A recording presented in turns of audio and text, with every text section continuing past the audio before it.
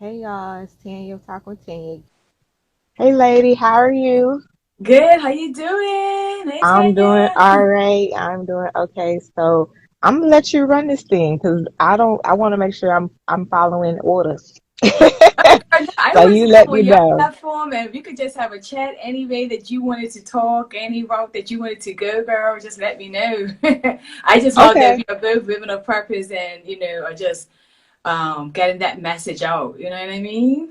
Yes, definitely, absolutely. I know the podcast interview that I was on with you, it went live on your platform this week. Um, Yes. so I guess tell me a little bit. Have you been hearing anything? Has anybody given any comments or feedback around it yet? Yeah, I mean, thank you so much for that. It was a great interview. If you guys have not checked it out yet, it's Pushed Into Purpose podcast. You could check the link in my bio, and it's episode 37 with Tanya. And it Okay. was just great. I just loved how we talked about, just walking on our Samaritan road and how we would show up at that time, right? And, I always just wait for feedback. So if anybody does listen to it, please do give feedback because I would love to know how it resonated with you all and what that means to people as far as us being women of purpose and discovering it along the way and what our Samaritan road looks like. So I really, that part of the whole message resonated with me, which is why I titled Mm-hmm. it Do on your Samaritan road. But yeah, I just love how, we can take a subject matter Mm-hmm. and look at it in so many different ways, right? Like God Yes. just speaks to us in all these different ways. And the Mm-hmm. message for me, of course, is not going to be the same message for you, right? Yes. And we don't know who we're going to touch just by talking our message and sharing our story. And more importantly, sharing what God has downloaded into our spirit. And, we don't know who needs to hear it at that time. So I think that So was like one true. of the greatest points I got from, just being that woman walking on the Samaritan road and who is Mm-hmm. it that we need to help along the way. No, definitely. I agree as well. You know, I honestly, I don't even know how we landed there in landed there in our conversation, but it must have been needed and necessary, and it definitely was timely as well. It's oftentimes people say, "Am I my brother's keeper?" and they think that that means that they have to take care of, be there always, literally, financially, everything. Like they have to put all of themselves out there doing everything, not understanding or realizing that, part of it is just saying and showing up, especially in the times that they need you most, not to make them become dependent upon you, but to literally be able to render care, render aid, help somebody out, along the way. In the podcast interview, I threw a 2020 version of the Samaritan Road Mm-hmm. Mm-hmm. to Carla, and I said, listen, like, what about, you driving on the side of the road and you see somebody stranded, no gas, no money, not any way to be able to get out of the situation they're in. Do you keep going on your road wherever you was going to and headed, or do you actually stop for a second? Do you actually give them some time and some space and energy to borrow it, to share something with them, to come and render aid? And so that was the 2020 version I gave, but you literally can apply that in tons of spaces and areas in your life. Like, do you literally at the grocery store when you already know some people got laid off, some people got furloughed, some of their checks ain't even hit because unemployment is behind so much. Like, so do you actually, you see them trying to listen, you see them trying to check their account, you see them trying to add the little coins and dollars up. Do you do something to help up and render aid, or do you just sit there and be like, oh, I can't wait for them slow people to hurry up. Oh, I'm tired of being in this line all day. I didn't have the plans. You start thinking about self and yourself and what you got to do and all of that, when you forget that we're not in this thing called life by ourselves. There are other people along this route, along this same road, that are trying to figure out how to make a way, that are trying to live, trying to do, trying to be. And so, yeah, you got to recognize that person on the Samaritan road where you actually can come help and render aid, because that's where the selfish becomes selfless. Yeah, and but also speaking to that point that it speaks to another subject matter, which is the Bible says we should love our neighbors as we love ourselves. Correct. And so a lot of that comes from really understanding who we are, right? And Hmm. taking that time to get to know ourselves better, because then we will be able to operate from that place of love, right? Yes. And not a place of selfishness, like you said, or a place of insecurity. Hmm. And Woo, which, you hit one there, Carla. I yeah, feel girl, like you because stepped on some toes with that one, insecurity. And not insecurity like the HBO show, but for real insecurity. yeah, no, no. We're talking about real insecurities that show up in so many different ways, and Hmm. we don't take that time to acknowledge it. I mean, it's nothing. Obviously, it's nothing wrong with it because we're flawed, right? We are flawed Oh, human yeah, beings. No one absolutely. is perfect than God Himself, so He understands us and He can take it. But it's one of those things that is great to maybe recognize it, because then we can start to work on it and then become a better versions of ourselves. We become that person that is a loving person, so that we can extend love to our brothers and our sisters. So when we Yes. come along the Samaritan road, it's very easy to recognize somebody in need, because we recognize that we were once there, right? Or no matter what Yes. that was, we will Although recognize. some may be trying to forget those things. Some trying to forget Yeah, where they once was, trying to act like it yeah, didn't happen. It happened. yeah. Yeah, we need to recognize that, look, this was once our situation, and we don't Yeah. want to go through that in vain. That's like, that was one of my prayers when I found myself continuously going through the same thing. Hmm. Like continuously going through that bad relationship, in that bad career or what have you. And it got to the point where I was like, okay, God, I'm tired of being here. I want to learn Woo. the I want to learn the lesson, because I know that Hmm. this is for a reason. And now, that's why I become so passionate about this thing on purpose, because now I could look and say, you know what, I understand why women struggle with it, because Hmm. we love to just give to other people. We're naturally Yeah. nurturers and all sorts of things. And we find it very easy to give at the expense of our own self care. I was talking about it earlier on my live, and I was just saying, then we find ourselves 15 years down the line with children or with a husband or what have you, and still wondering what our purpose is, because Or we are who still, am I? Who am I? Do you know who I yeah, am? Do you know like and you see it even like playfully laughed about on TV, but the reality is that is the case sometimes. Like you literally have been doing life for everybody else, your kids, your spouse, your family, your friends. You put on all of these different masks, all these different facades, but at the end of the day, you still don't know who you are, let alone why you're here. And so I would hate for you to have to wait 15 more years to figure it out. I would yeah, hate for you to literally be stuck that long and not realizing that you got a whole purpose inside of you that's literally just waiting on you to just say yes.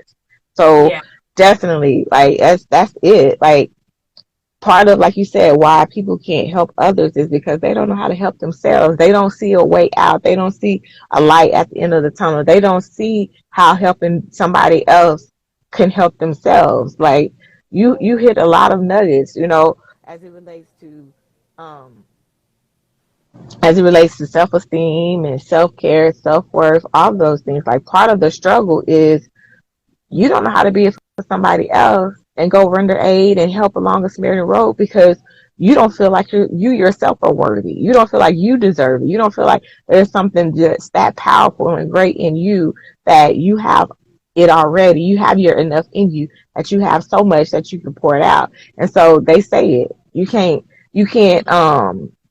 pour from an empty cup. Well, I'll say it like this, like, you can't teach somebody what you don't know yourself. And what I mean by that, it's like if you don't love you, how can you even know how to love somebody else? How can you know how to treat yourself well? How can you know how to treat others right and well when you know how to treat yourself? And so, unfortunate as we talk about self love, self worth, self care, but some of it is also just straight up, self love. Like, do you love you? And that's a hard thing for somebody to come and have to face the reality of it because truth be told, they don't want to answer that question because they don't know where they stand with it. They don't know what it is, and yeah, it's a yeah. real situation. Yeah, we try to make it more difficult than it needs to be as well. I mean, just even discovering our purpose is, we both believe the same thing, that purpose is already within us. It's not something Yes. that necessarily to be found, but we just need to Mm-hmm. discover it because God has already planted everything within us. He knew us before we were formed in our mother's womb. So Mm-hmm. it's one of those things that we try to make it very difficult when in actual fact, it's right there. We show up every single day, and in every single day, we are doing something that is purposeful, but we just need to recognize it like that.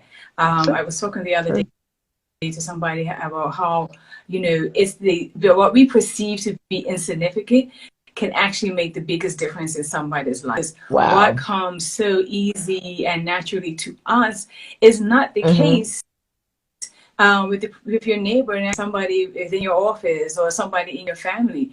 What is that thing that people always come looking to you for? And nurture that thing, right? We need to spend a lot of time recognizing our our.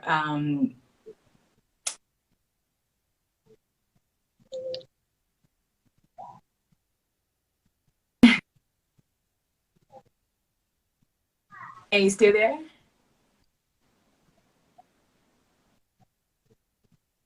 Graham. Are you still there?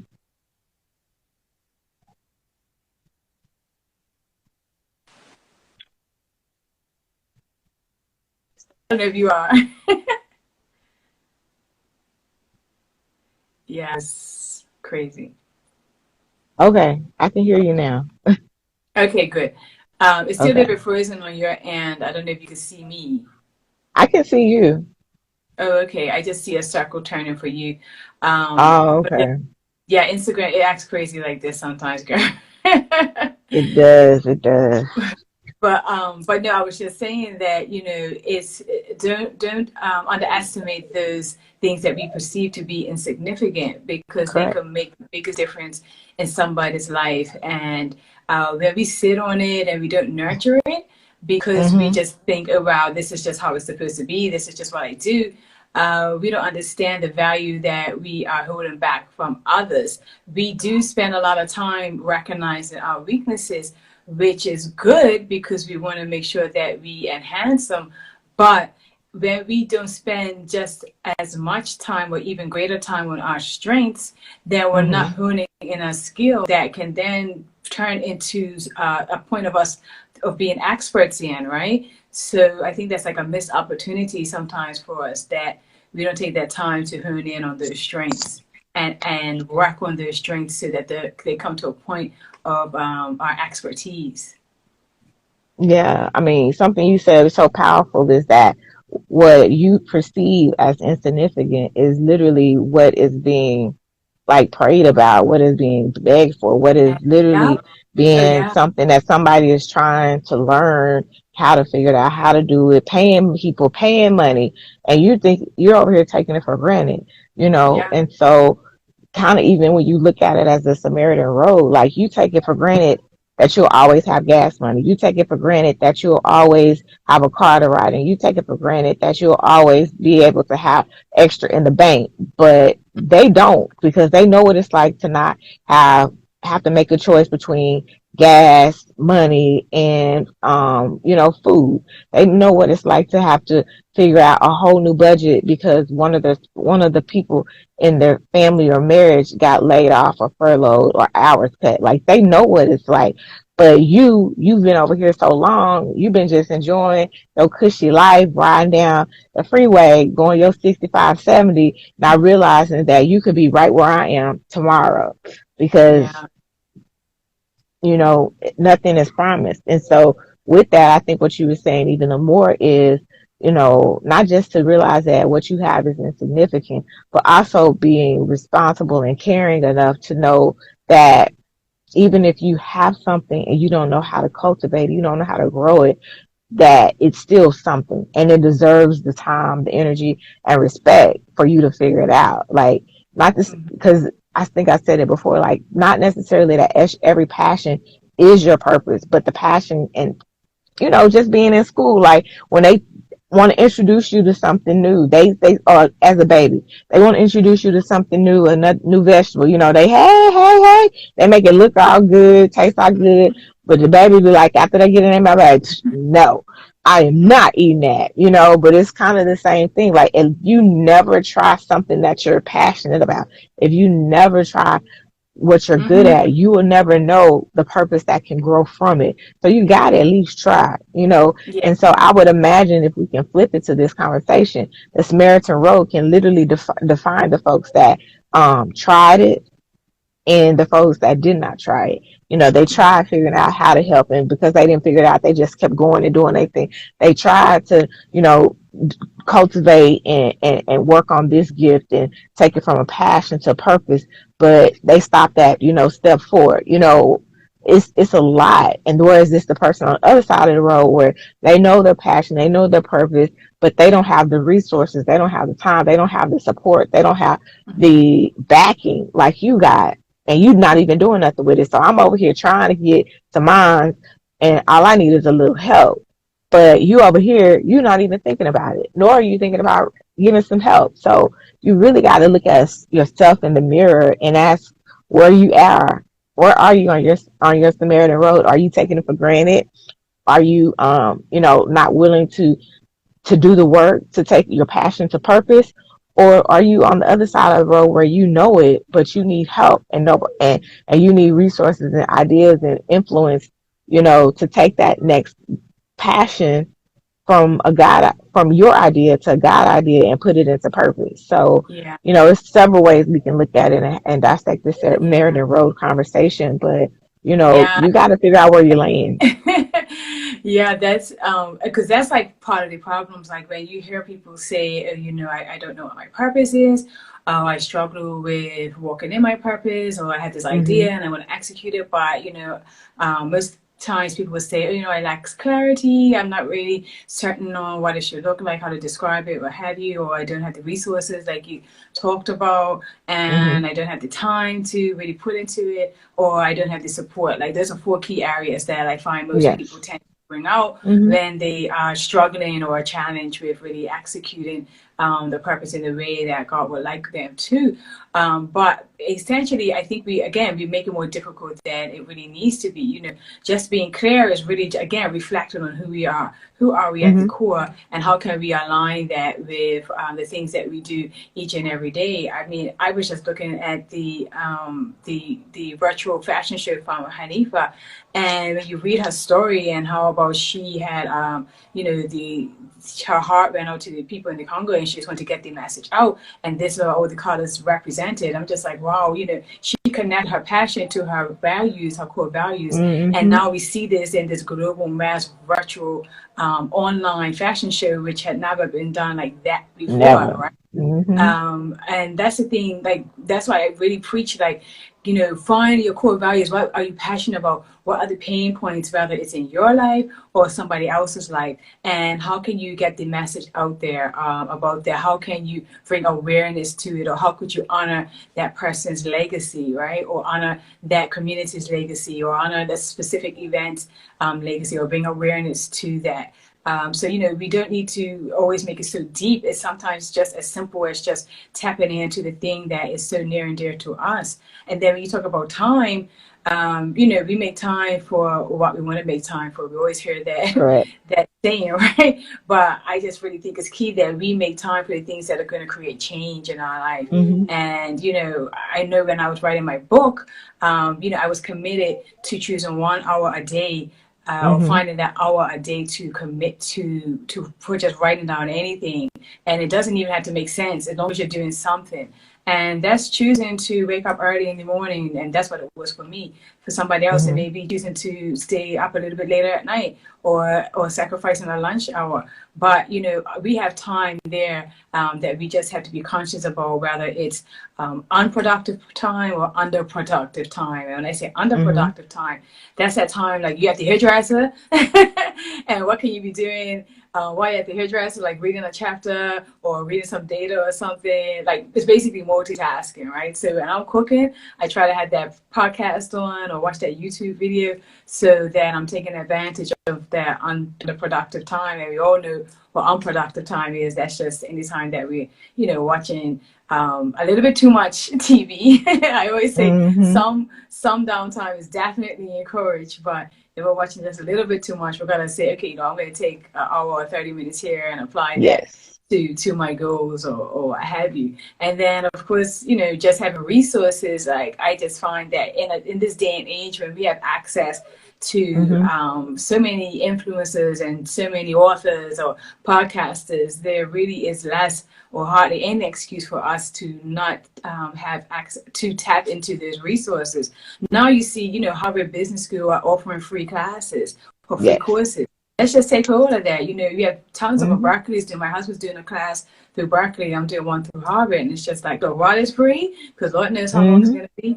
Let's just take advantage of it. Like, what subject matter are you really interested in or you're passionate about? And Mhm. just see if any of these colleges or universities have a free course on it, and then you can Yeah. move up to the certified course. And then, of course, when we Mhm. talk about support, I just really feel that when we look around for support, it can be discouraging sometimes, but I believe that a lot of that comes from us having this perceived lack of support because we're looking for support in the wrong areas, right? So, Woo!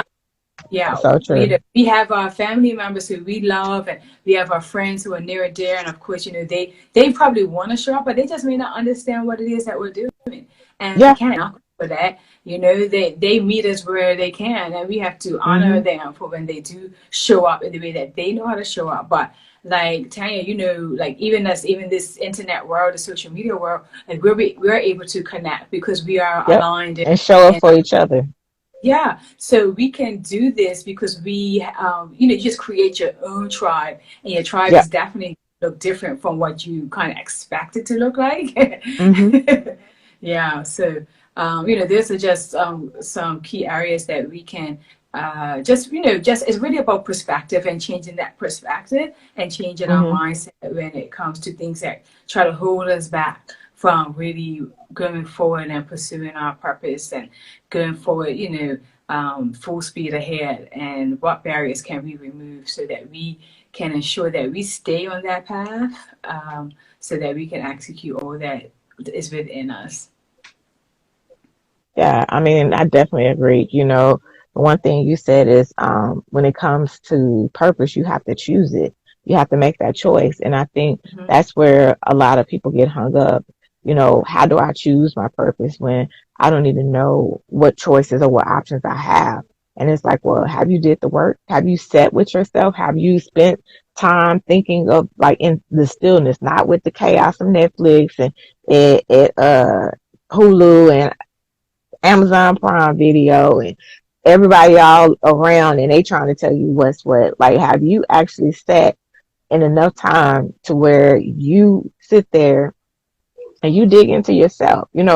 Sometimes you got to do that self work so that you can know where your work lies and where it's supposed to be. And so I definitely agree to that, what you talked about. And another thing I wanted to just kind of piggyback on, where you talked about just basically, you know, knowing your key values, knowing the key areas of what you at least are interested in. Same as passion, but you might catch it this way, like knowing what's key to you helps you to figure out what unlocks you. You know what I'm saying? Like if Hmm. you can figure out the keys, you can know where to go and unlock things. And so some of that may just be part of figuring out, as Carla mentioned, is courses. You don't got to go and get the degree when there's free courses and certifications out here to educate us, to teach us, to show us. You don't have to go and follow and do everything wrong when you can literally create a tribe. Even if they don't know you're in their tribe, Yeah. they are in yours, aka mentors that you may never get to reach, but you can learn and glean from them. That's Hmm. how you become better. I think the part of what you were saying, I talk about it a lot. Like sometimes your tribe, sometimes your support system may be people, unfortunately, that you may have never met, but Yeah. you glean from them, you pull on them, you ask questions in their Facebook lives, the Instagram lives.